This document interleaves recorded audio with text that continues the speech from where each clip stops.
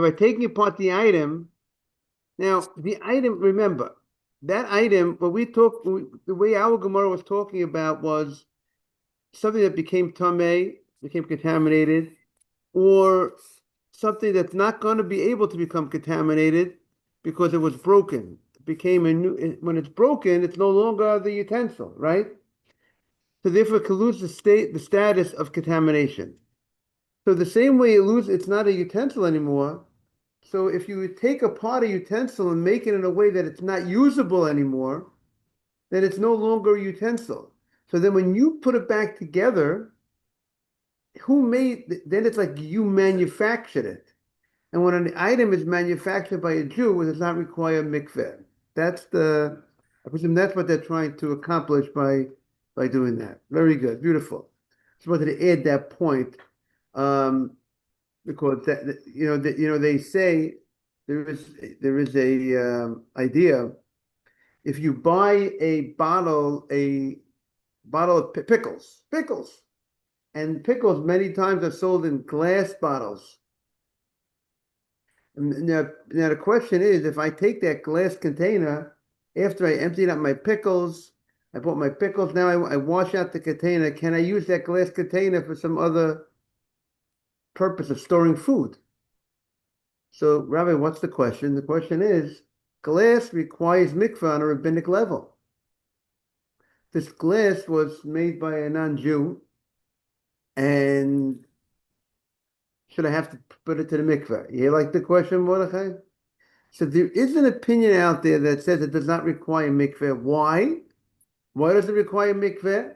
Because really the glass for the pickles was made to be thrown out. It wasn't made to be continued to use afterwards. But you designating it for use, you're making it into a utensil. There's such a leniency out there. I'm not telling you should rely on that leniency, but it's working with the idea is because it's made for the garbage after one-time use. And now that you go ahead and you use that pickle jar for storing whatever you want to store in it, you have your own cucumbers you want to put in it. Since it's not made for that, there's such a leniency out there. Okay, let's get to it. We're on the Gemara on 52b2. On the first column, 52b2, Shol Talmid Echad Migalil Elyon et Rabbi Eliezer, the bottom paragraph. So there was a certain student from the Upper Galilee, in the Holy Land, asked Rabbi Eliezer the following question. Shemati, I heard, Shecholkin bein tabat letabat. I heard that there is a distinction between different types of rings. I don't remember regarding which halachic situation did they discuss the distinction, but I heard there was a distinction between one ring and another ring, and based on what type of ring you are, it's based on what the halacha will be. One type of ring has one status, one type of ring has different status. Now what we said before was we said regarding tumah, we said that a ring of a person used on your finger is mekabel tumah. A ring of an animal is not mekabel tumah. A ring that you adorn an animal, you beautify an animal, if it's not mekabel tumah. That's what we said before.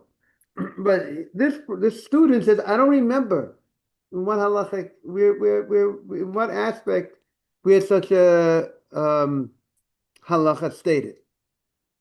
So now he's asking the rabbi, his Rebbe, in what aspect is there a difference? Amalo, the rabbi said, Shema lo shamat elin Shabbat. Maybe you only heard about this regarding the laws of Shabbat. Because the inyan tumah da v'da chadahi. Regarding tumah, all rings, it seems like the rabbi is saying all rings are the same, which is obviously going to be a question from Al Gemara before. That's what he's saying, and the Gemara is questioning. We said that there is a difference, right? We said there is a different animal. We said in Midyan, we said those were jewelry of a person, and that's Mekabel Tumah, not other rings, not jewelry of an animal. but he said the difference is maybe you only heard regarding Shabbat, meaning Shabbat, we know there's a major difference between a ring, a lady who goes out with a ring that has a signet on it, or a lady goes out with a ring without a signet. A signet, a signet would be considered carrying for a woman, a signet ring, and a non-signet ring will not be considered carrying. We'll have to see um, the Gemara later on that will explain what's the difference between signet ring, that she's obligated, that she gets a karma chatat, that's the violating of Shabbat, wearing such a ring, and a non-signet ring. I mean, without looking at the Gemara, I would think that a signet ring is not a lady's ring. That's a man's. Therefore, for a lady that's carrying, but a ring that doesn't have a signet, that's considered most probably a normal type of ring for a woman, right? But we'll have to see if that's what the Gemara says or not.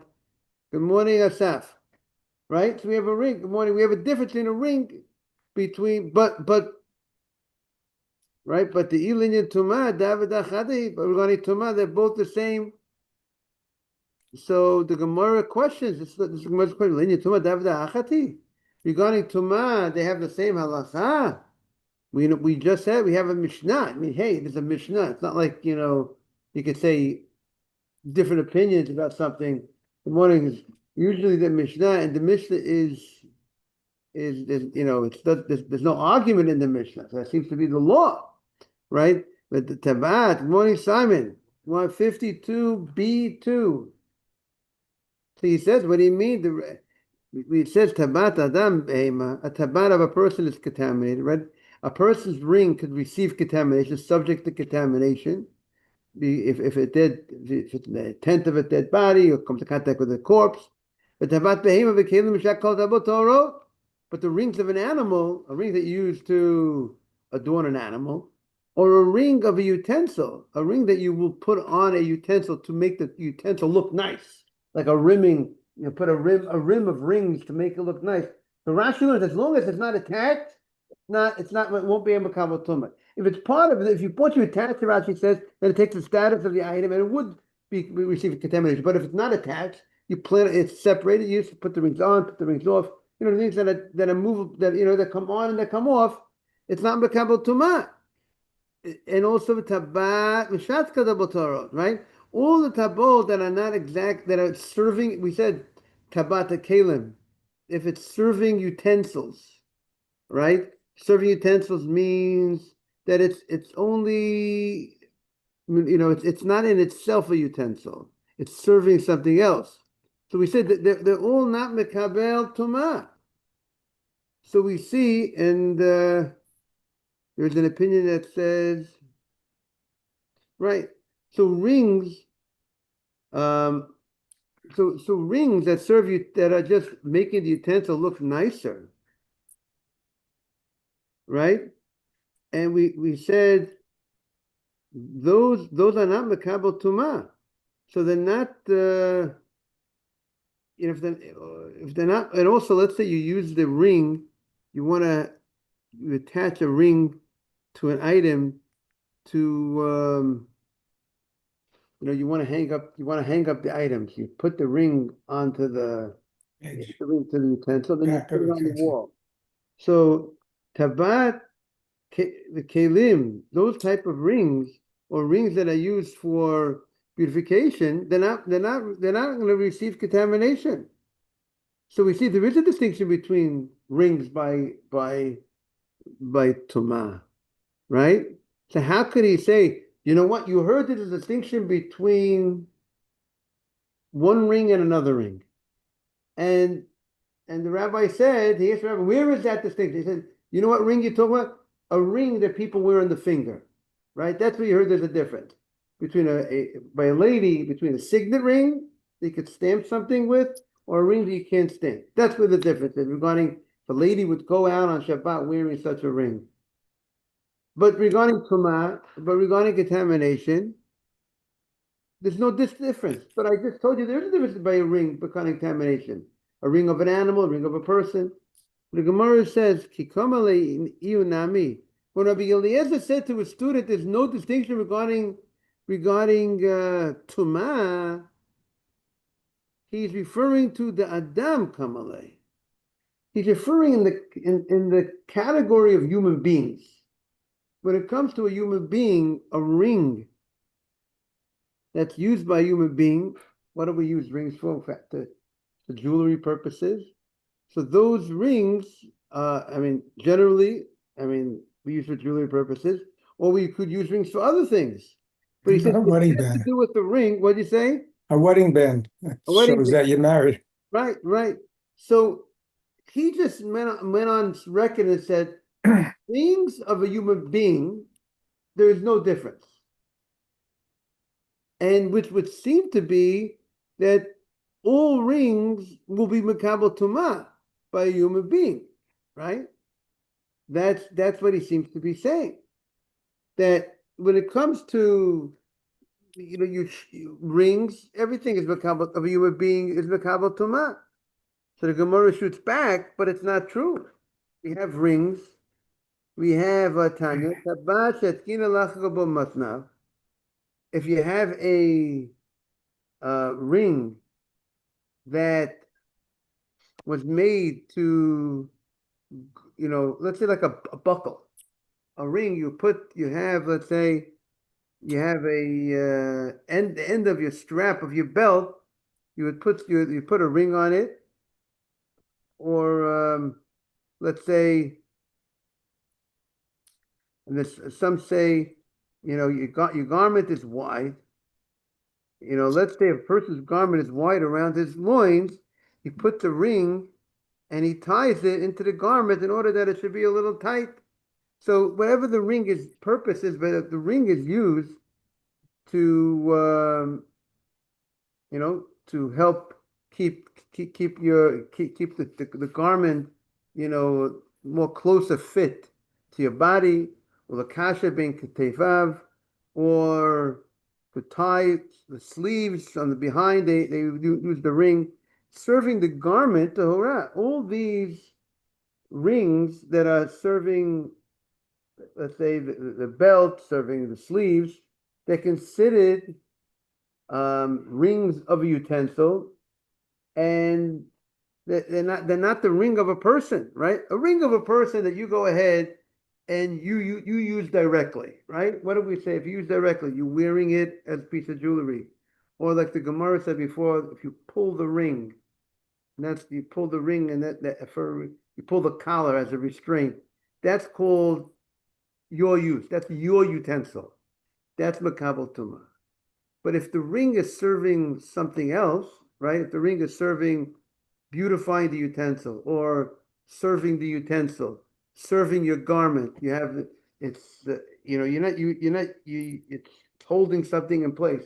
It's holding the see, they say, what's the case they're talking about? Let's say they say right, use as a buckle of a belt, right? Or a band of worn around the sleeve near the shoulder that serves to gather in the sleeve. So it's serving the garment, right? The buckle is serving the strap. I have a strap. I have a belt around I need the buckle to be able to hold the strap into place, or whatever it is.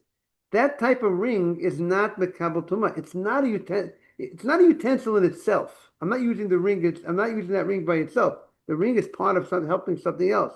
That's not makabel tumah.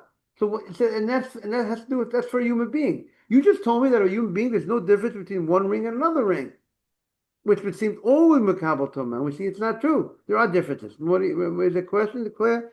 Simon, that's the Gemara's question. So the Gemara shoots back. Okay, I accept. In the ring family, there are differences. But when we say there's no difference in the ring family, so the Gemara says, meaning because the Gemara says, part of the Gemara's question, the only ring that will be contaminated is if you have a ring on in your hand, your finger. That's a utensil. The wedding band, as Ralph said, that's a utensil. That's an adornment, or maybe it's not. Maybe you won't classify it as a utensil. Maybe we'll classify it as a piece of jewelry. It will accept contamination. So we see there are differences even in a ring of a human being. So the Gemara says, when he says the difference is there's no difference in the ring. You know what type of ring we're talking about? The ring on a finger. Meaning to say, a ring on a finger, we just said you have a signet ring. There's a difference between a signet ring for a woman regarding wearing on Shabbat outside in public property. We said there is a difference between in halacha regarding carrying. That if let's say it's a signet ring, that would not be considered a piece of jewelry for her. And if she's wearing that signet ring, she's carrying. If she's not wearing a signet ring, wearing a straight ring without a signet on, it's not carrying, it's a piece of jewelry, right? That's what we said regarding, so there's in the halacha of Shabbat, there's a difference between this ring that has a signet on, a chotam, or not a chotam. But that's true regarding Shabbat. But regarding Tumah, that difference of the signet, non-signet on it does not make any difference. That's what he says. If you heard there's a difference between one ring and another ring, what is that referring to? Carrying on Shabbat. A ring of a finger that a human being wears, there's a difference by the woman between has a signet and doesn't have a signet. But that's regarding Shabbat, wearing it out private to public Shabbat. But regarding the laws of being susceptible to Tumah, that has the ability to receive contamination, both rings, whether it has a signet, doesn't have a signet, Simon and McClare has the ability to receive contamination. What about a watch? What do you say? What about a watch? A watch should be the same thing as a ring, that it's worn. See, watch is a good question. So, either it's a utensil, right? You use the watch to tell your time, so it should be able to receive contamination. Some watches might fall into the category of jewelry, right?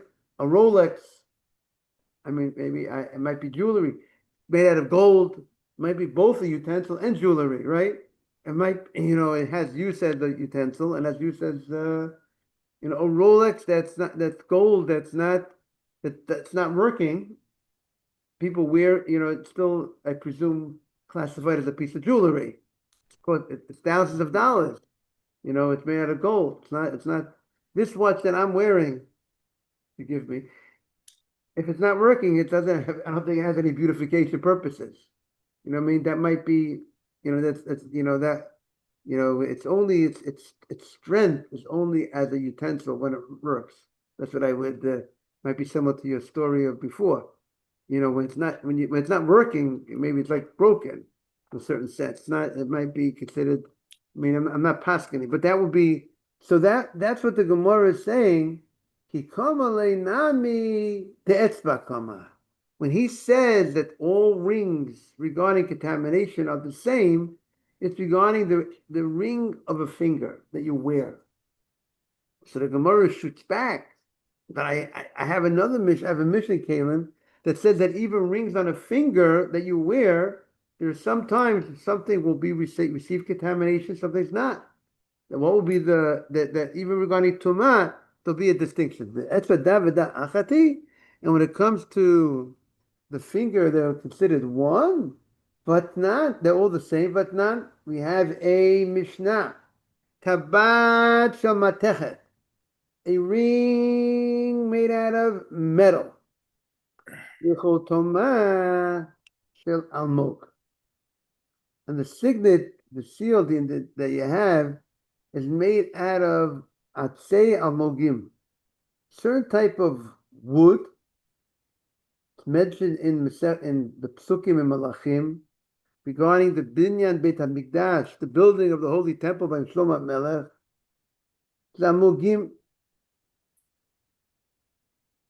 And some Mefarshim say it's the coral. We call coral wood. It grows on the ground of the ocean. It's like a tree. Gets hard like a stone. Okay. Now,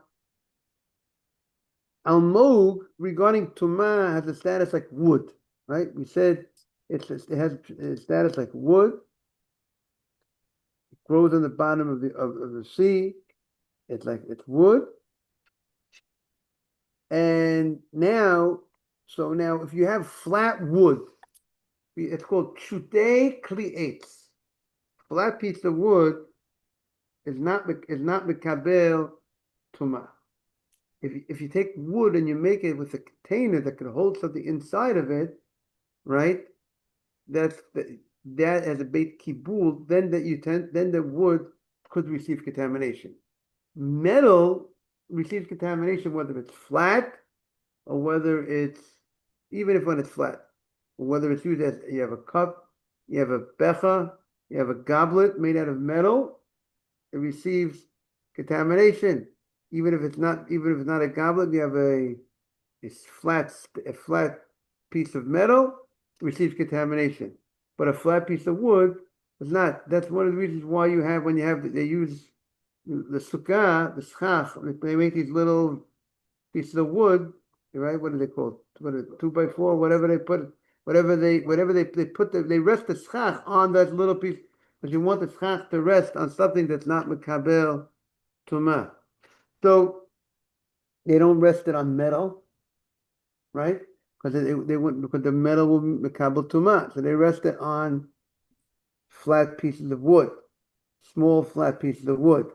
So the Gemara says the bat shel matechet. If you have a ring, now what is the main part of a ring? Is the ring that goes around the finger is the more significant part of the ring, and that identifies the ring. What is it? Name that tune. Is it? Do we consider it metal, or do we go or not? So if you have two parts to the ring, you have the ring itself, and you have the signet of the ring. And the signet of the ring is made out of some other material, right? So if you have the signet made out of one type of material and you have the Band. ring itself made out of a different type of material, what is the status of the ring? So we go after the ring itself. The thing that goes around the finger is considered the more significant. And therefore, if the ring is made out of metal, gold ring, it's susceptible to contamination, even though the signet is made out of, let's say that you have put a piece of wood on the bottom of the ring to make the signet. That wood, even though the wood is not mekabel tumah, we go after the ring itself, and the ring will receive contamination. But the opposite direction, if let's say the ring is made out of this wood, right? Now the wood around the finger is not, it doesn't, you can't catch anything, you can't contain anything inside that wood, right? It's around your finger, right? It's a hole in the middle of the wood, right? It's not like a wooden cup that you could hold liquid in. If you have wood around your finger, it's not going to be mekabel tumah. That ring won't receive contamination, even though the signet on the ring is made out of metal. But the metal, it's like batel barov, and therefore that's not going to receive contamination. So the Gemara, so we see that even in the ring family, there are differences between rings. Tabat shel matechet, v'chotoma shel amok. If you have a ring made out of metal, and the signet is this type of wood, this almug wood, tmeya, it receives contamination because it is from the family of, we classify it as metal. And he shall almog, if the ring itself is made out of this wooden almog wood, corral wood, whatever it is, v'chotoma shel matechet, and its signet is made out of metal, tahora, it is tahor, it is pure. It does not receive contamination because we go after the ring. If the ring material is the wooden material, it's not mekabel tumah. So that's the Gemara's question. We see there's a distinction even between one ring and another ring. Good morning, Boker Tov.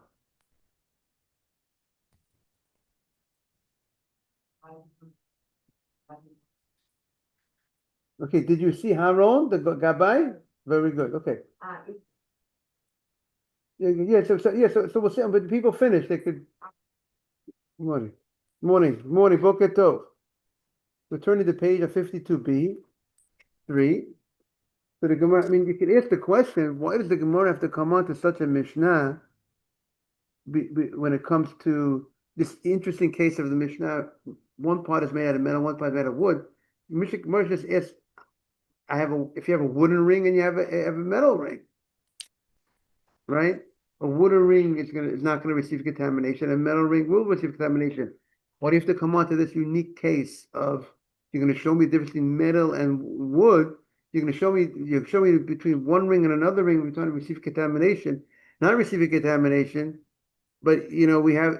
I mean, unless this Mishnah, from this Mishnah, you will deduce the case of one ring is made out of wood and one ring is made out of metal, and therefore that's the Gemara just bringing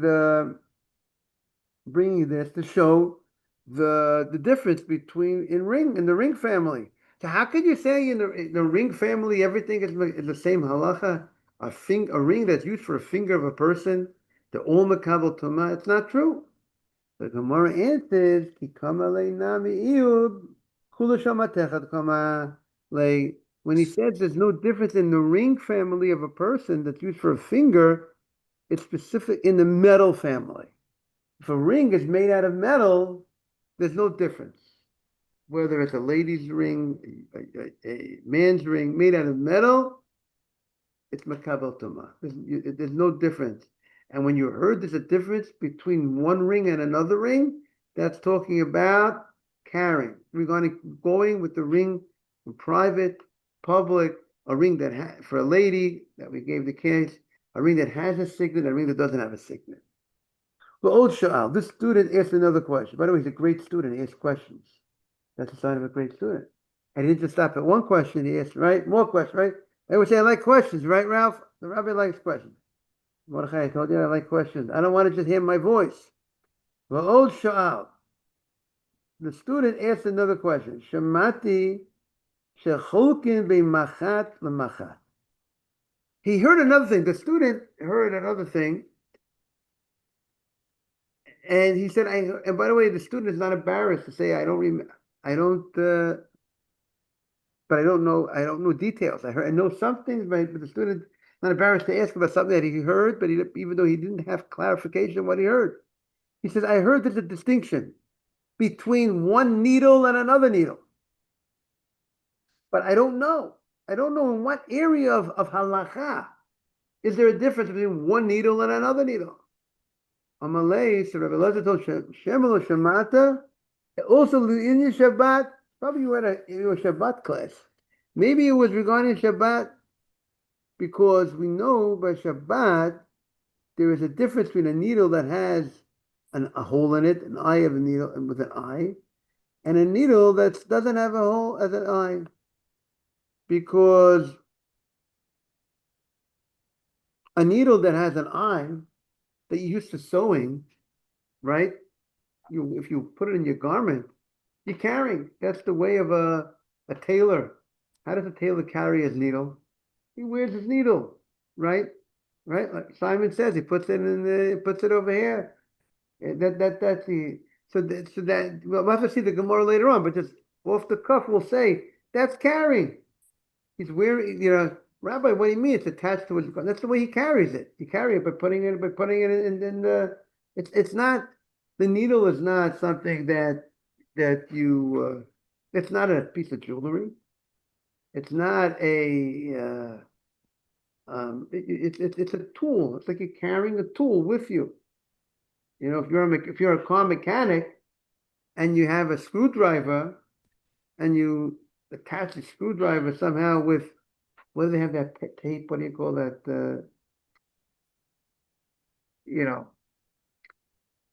Certain type of tape that you put on, you can tape things on. Velcro. He Velcros a screwdriver to his let's say to his shirt, whatever it is. He's carrying a screwdriver Shabbat, right? You see that when you Velcro it, right? You never say, what do you mean? When it's not in his pocket, right? That's carrying. Like we said last week. Remember we said the old lady who puts a key around she has a cord, a piece of rope with the key on, and she's carrying the key. It's just another way, a fancy way of carrying it, right? It's not a piece of jewelry. It's not, right? It's not a piece of clothing. What is it? It's a key, carry a key. So, so you take What, a needle and you stick it into your thing. You know, when people make that mistake, they think if it's stuck into me, I'm not carrying. Carrying. what if you have your glasses around you and you have a rope, a tie around the glasses that you take off and put on? Right. So great. Exactly. Ralph gave a great case. If you have your glasses and you're wearing them and it has the rope, if you're wearing them, it's not a problem. But if let's say you take the glasses off and where are they? And they're hanging on your neck. Where are they? They're hanging on the neck. So you're carrying your glasses. It's a fancy way of carrying glasses. You're not wearing your glasses. It's not beautification. It's not a piece of jewelry when you if a person and it's not it's a great case. It's not a piece of jewelry and it's not a garment. You're not wearing it. It's not creating warmth when it's around your neck. You just said put on your shirt. To put in your shirt is also it's another way of carrying. Right. See, Take off your glasses. right. You just stick it up Right, here. right. So it seems that it's another way of carrying. It's not a piece of jewelry that Necessity.